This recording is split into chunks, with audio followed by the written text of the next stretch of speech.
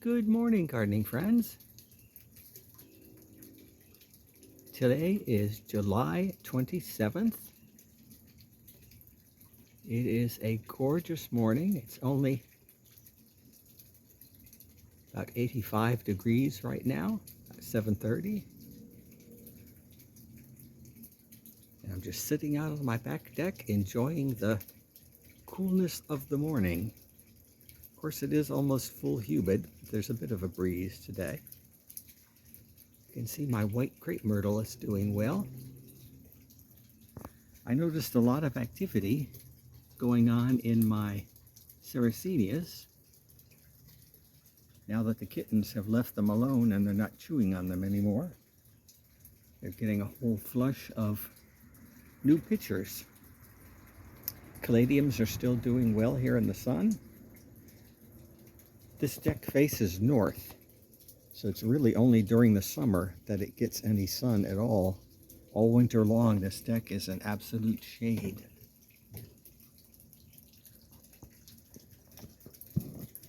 My hens and chicks are doing fine. And it looks like my papyrus is starting to recover. The kittens are out. I have 4 of them now. 2 gingers came back. And then, of course, the 2 that never left. So there are still 3 missing in action for a couple of weeks now. If you saw my short, Godot, my box turtle, came back today. The kittens were watching something rustling in the grass after they ate.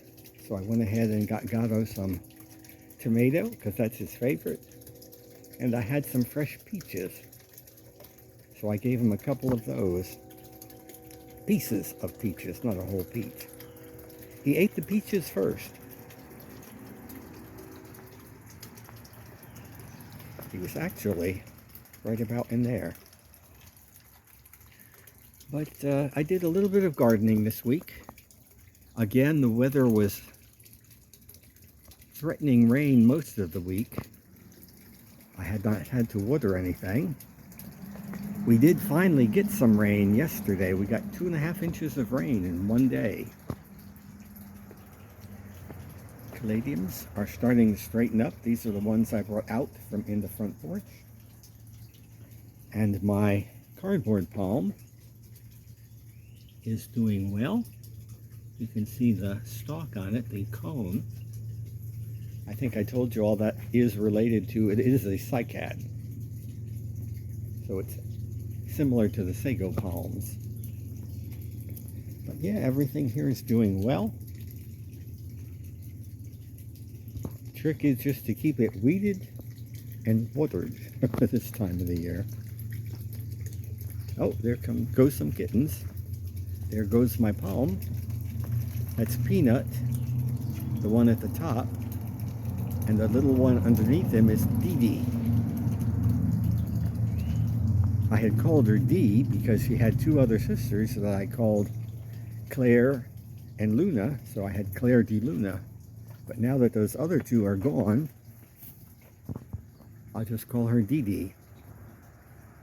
She is tame enough. She loves being petted, but she has not yet figured out that you can't climb up a bare leg if you have shorts on versus when you have pants on. So I have to keep her carefully aware of that situation. You can see one of my plants blooming. Can't remember the name of that one off the top of my head, but it'll come to me later. If not, I'll put it in the caption. So far, since I removed the bush that was here, so far nothing's burned last week. I guess this palm has gotten taller. I didn't have the palm here when I first planted the camellias. So all of these ferns are apparently being protected by the palm. This palm is going to do well here now that it's open. I see it's got a shoot on it already.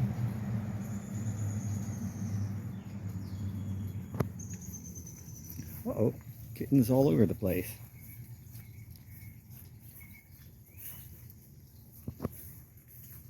My lily is still in bloom. The caladiums are coming up. They didn't come up real well here. It may be too fertile for the caladium bulbs because palms need a lot of fertilizer. Caladiums are doing well around this fountain.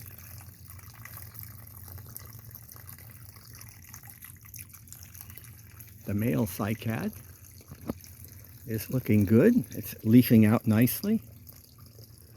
Well, cone's not ready to come off yet. These bananas have really taken off here this year. It's a nice canopy up overhead. This is very much a deep shade now. It never used to be that shady here. Of course, this is the weather for Spanish moss. It loves to be damp and get a little bit of sun. Colocasia has recovered nicely from the kittens smashing it back. I don't know as if my angel's trumpet is going to live in that corner. It used to have a big one there that froze a couple of years ago. The issue right now is it's too shady because the palm has grown as well as the loquat. So it's kind of in deep shade, and you can tell the leaves are being quite eaten up by slugs because of the dampness. But it is a good spot for ground orchids and nun orchids. They love that situation, that exposure.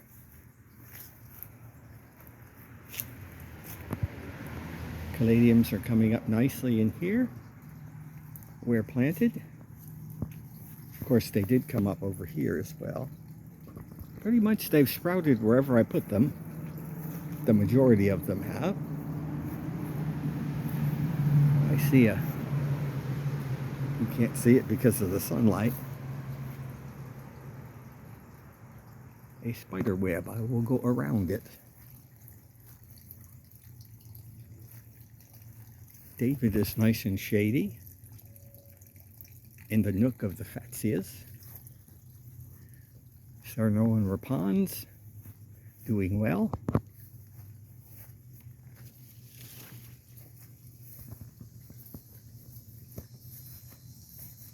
And my yellow knockout rose is doing fine. It looks like my strawberries are picking up again. Oh, there's a bumblebee. They do like the wandering dude. Some strawberries are coming. Oh, that blue plant just came to me, plumbago. It doesn't bloom that much because of the location I have. Maybe it will now that it's more in the sun, since that camellia is gone. So I'm not used to pointing it out. You can kind of see the potted plants are blooming nicely there.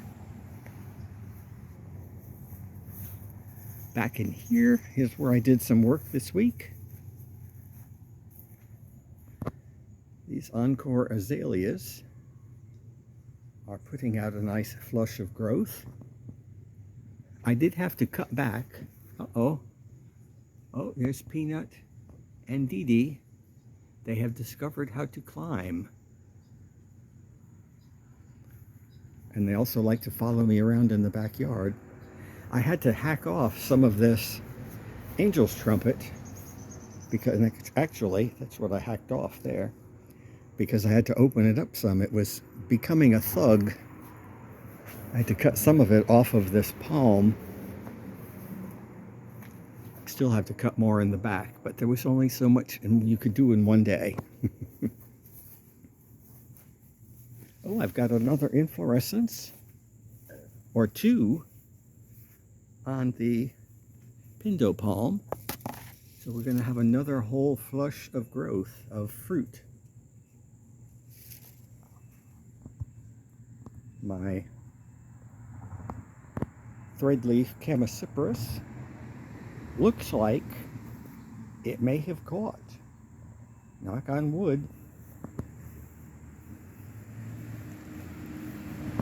You can see the yellow flowers blooming nicely. I straightened them up. This is where I worked on this week, was cleaning up this back corner.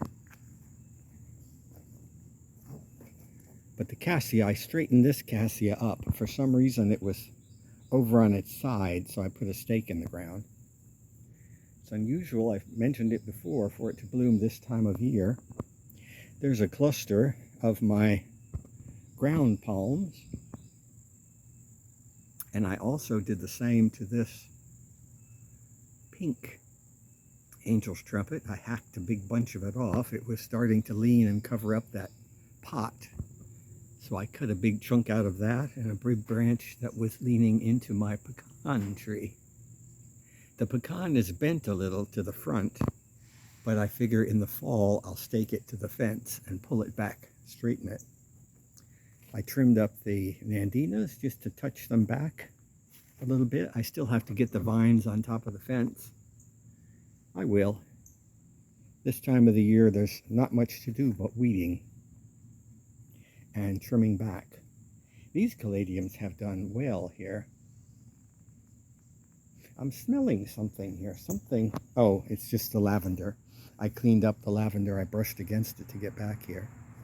There's another cassia.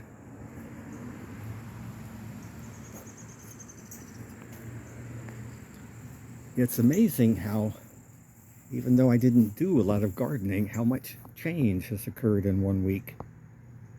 Coleus is still looking beautiful. I need to touch up trim back the blueberries a little. The one in the full that gets more sun always does better than the others. My Ozark plum is looking good. The kumquat has got some fruit. It'll be making fruit for Thanksgiving, which is good.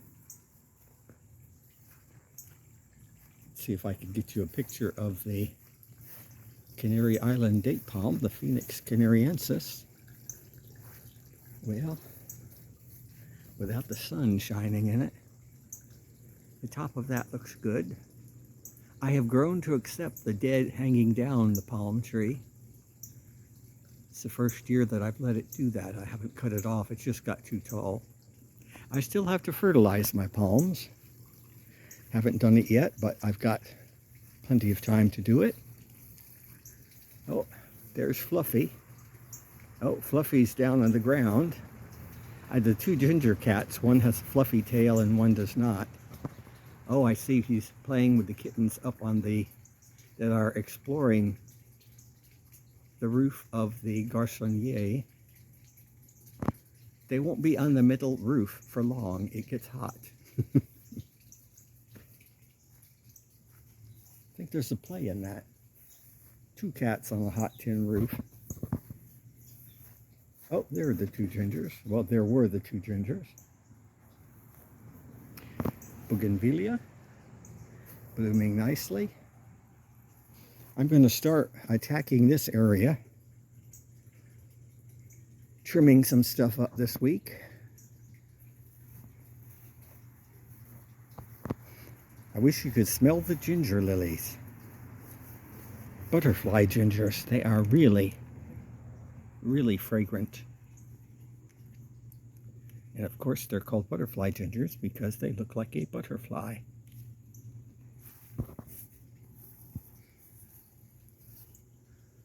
Bougainvillea. I haven't gone back here. There's some kind of a doggy toy that the kittens dragged home.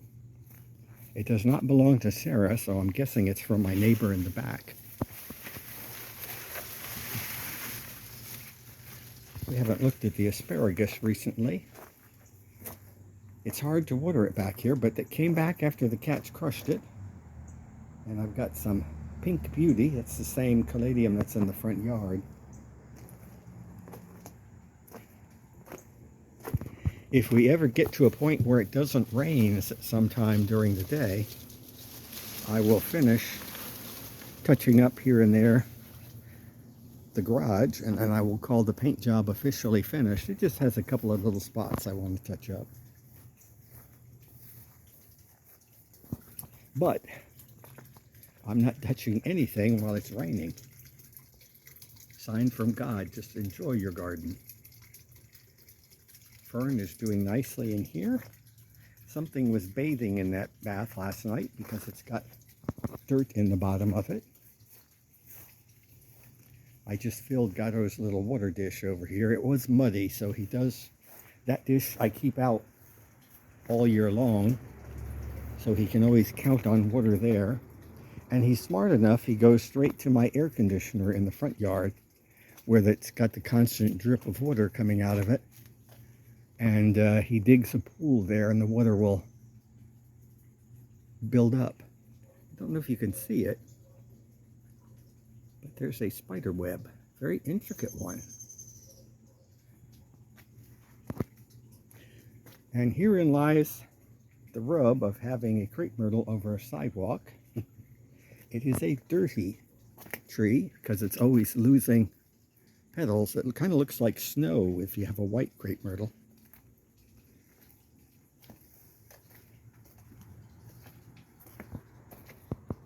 It also catches on your hair.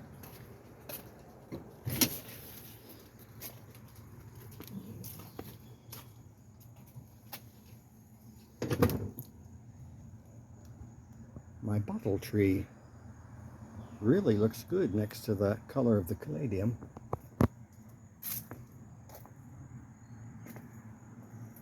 Cordyline is coming back nicely. It looks like I have a little bit of growth on that Pieris japonica. I did trim up the top of the camellias. I did trim this area. And actually, in a couple of days since I trimmed it, this darn weed is coming up. I see it's all over the place, and I just weeded it out of there last week.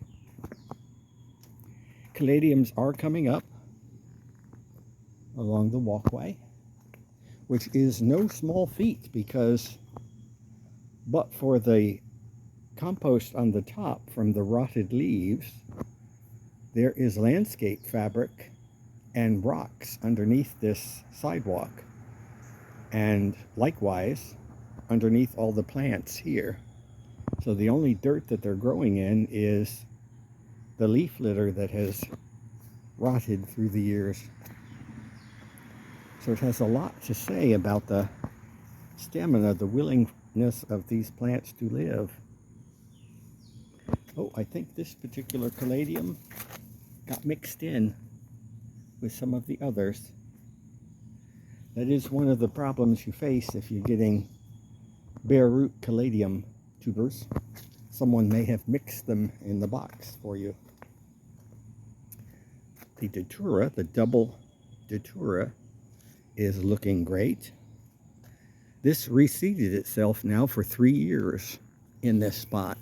So if you ever buy one, you don't ever have to buy it again. It's also called prickly apple because the seed pods look like a prickly sphere.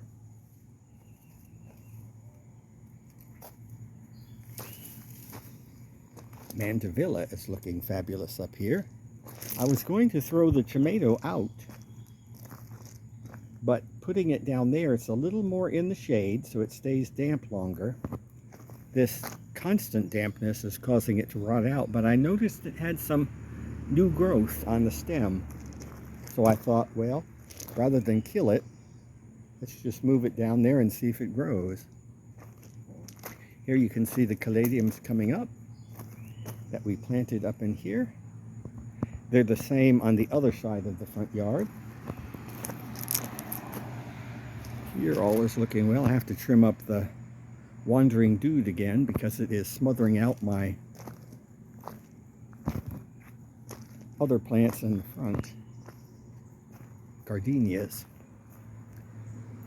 I do like the look of this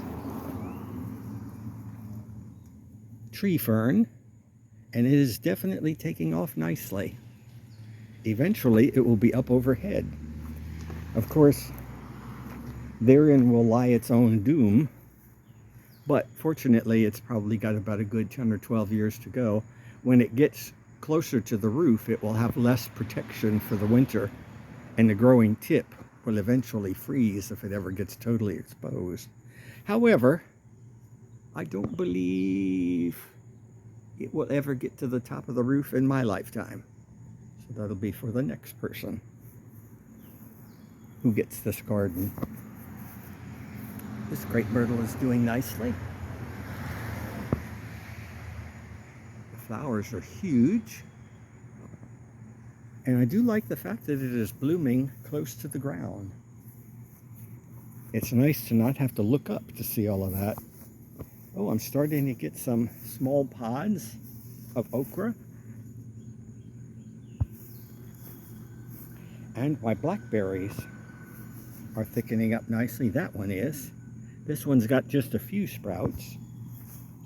And I don't know why, but half of this pot of lavender has just up and died, although I see a shoot here that looks healthy, so I'll have to just clear out the dead. I may pop those pots, since they're in pots, move them on the other side of the monkey grass so that they're freed up and more exposed, because those lemongrass are going to overwhelm it and keep the sun from getting it, which you can kind of see this one already is. Yeah, see, these blackberries have sprouted nicely, both of them, so they're doing well.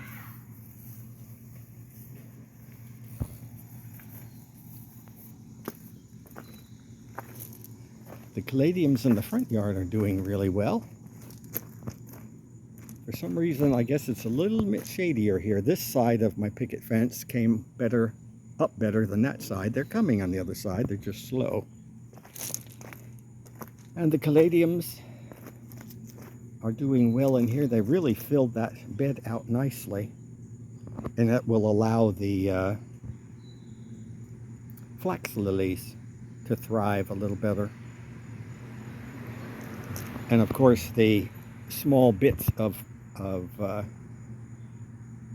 cactus that I stuck in the ground that were broken off, they have probably rooted by now, but they're not going to show any growth until next year. They only send out a push of growth in the spring. These caladiums have come up nicely. And you can see some in the front. They have finally rooted up, or sprouted up, I should say. They're the same ones that I have all over the front. This side does not get watered as well, so I need to make an effort to keep them well watered there. The magnolia is blooming beautifully. Again, I wish you could smell the scent of that. It smells delicious. It always reminds me of watermelon, although it's a little sweeter than watermelon. Fresh cut watermelon, that is. You can see some buggies have gotten at some of my caladium leaves here, but the majority of them look fine. What the bugs don't get, the weed whacker tends to nip. There's always something, but they'll have enough leaves to still look pretty. This cassia is sprouting up nicely. I'm just going to let it go now for the fall. What's happening here? I see a lot of white. Oh, the berries. Looks like some of the berries are rotting because it's too wet. Some kind of a fungus growing on them. I did trim back some of the fig tree But this has flopped over since then. I'll have to tie it to the stake that's there to get it to grow upright. But that is already, I'd say, about 7 feet tall. No figs on it, but it put out a lot of growth this year. Now these Encore azaleas look fabulous here. It gets just enough shade for them to do really well. And these caladiums are doing fantastically well here also. I do kind of like the look of that color. I wouldn't have thought I would. That fuchsia color with the purple of the wandering dude. But yeah, all in here is doing well. I still have to weed, but they'll never go away. Here's the other spot where Godot likes to come. You can see he's dug a pit. When the AC goes, that little hole fills with water. He's not stupid. Oh my goodness. I have to get that weed by the window because it's already setting seed. I don't want to crush all my ferns. I'll get it tomorrow. I don't show my ferns very much. They're taken for granted. This is the Japanese painted fern, and that's the arborvitae fern. There's only 2 arborvitae ferns in there. If they ever find a spot they like, they will take over the arborvitae ferns. The painted ferns are more delicate. The arborvitae are a thug. I have to cut them off of the painted fern. It took forever for these painted ferns to get established. What has helped them immensely is the amount of shade. Now that the fig has grown, the loropetalum has grown, they're in pretty much full shade most of the day, and they like that. Now, I have had ferns here in this little nook, but they did not like it here. I guess it was too dry. The ligustrums and the tree roots suck all the moisture out of the soil, so they did not do well there. And I also had planted them around this needle palm. There are some ferns in the back, but the painted ferns did not live, so I kind of just take my chances. They appeared, the southern ferns just appeared one year. I never planted them, and they grew here, and I took and spread them from here to the 4 corners. That one died out, and this one has grown nice and lush. So yes, the gardens are looking fine. Of course, they're scented here because of all the flowers that are blooming. I still have the Mexican petunia and the butterfly gingers in the front yard. Butterfly gingers are neat, but they're annoying because they grow linearly. So where you plant them this year, if you wait 3 years from now, they're going to grow basically in a straight line. They only grow in one direction away from wherever you planted them.